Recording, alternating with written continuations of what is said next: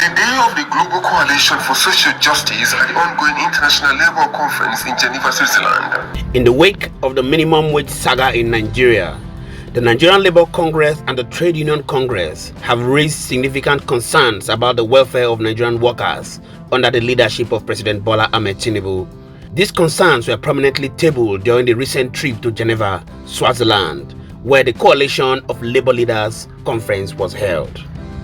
Recall that during the last negotiation meeting between Labour and the Nigerian government, a proposal was put forward by the federal government to set the new national minimum wage at 62,000 Naira. In contrast, Labour proposed a significantly higher amount of 250,000 Naira.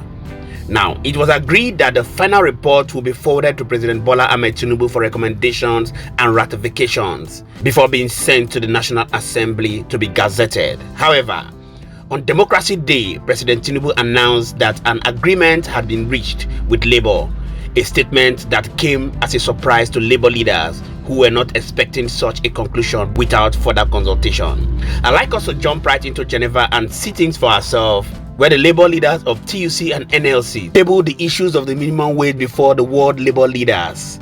Do well to drop your thoughts in the comment section. Let's get to know what you think about the current move on NLC and TUC, and we shall continually be here to serve you.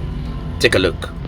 It is the day of the Global Coalition for Social Justice at the ongoing International Labour Conference in Geneva, Switzerland.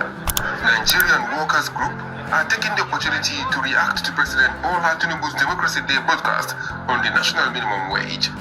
The last figure remains 62,000 Naira by the government and organized private sector, while organized labor holds on to 250,000 Naira.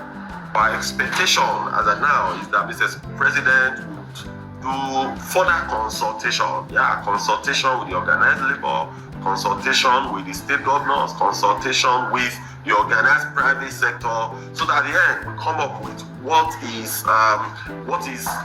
satisfy all parties. If you say there will be no strike, there will be revolution in the workplace. For as long as you continue to pay peanuts to workers will have a way of resisting you. You pay peanuts to them, you make profit from their sweat, and you say there won't be strike.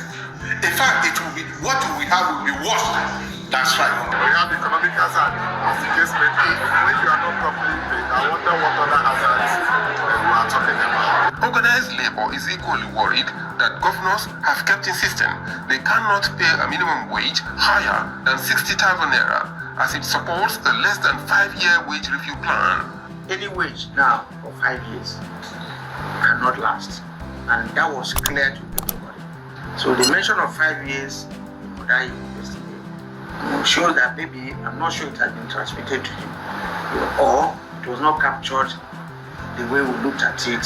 We are employing, because we read a statement from the Nigerian Governors Forum that they cannot even pay the sum of 60,000 Naira as minimum wage. We see that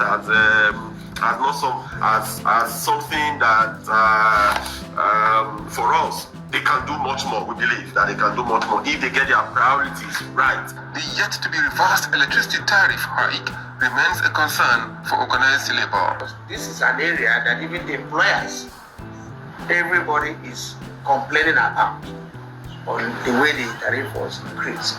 So it's like it's a time bomb waiting to happen, because you can't even pay, even the current tariff, which is 60,000 Naira. Just seeing it for yourself now. Additionally, Labour has expressed serious concerns about the exorbitant electricity tariffs and demanded that President Tinubu consult with Labour before sending any figures to the National Assembly. They cautioned that failure to do so could lead to industrial disharmony. The ongoing tension heightens the critical need for transparent and inclusive negotiation to ensure that the welfare of Nigerian workers is adequately addressed.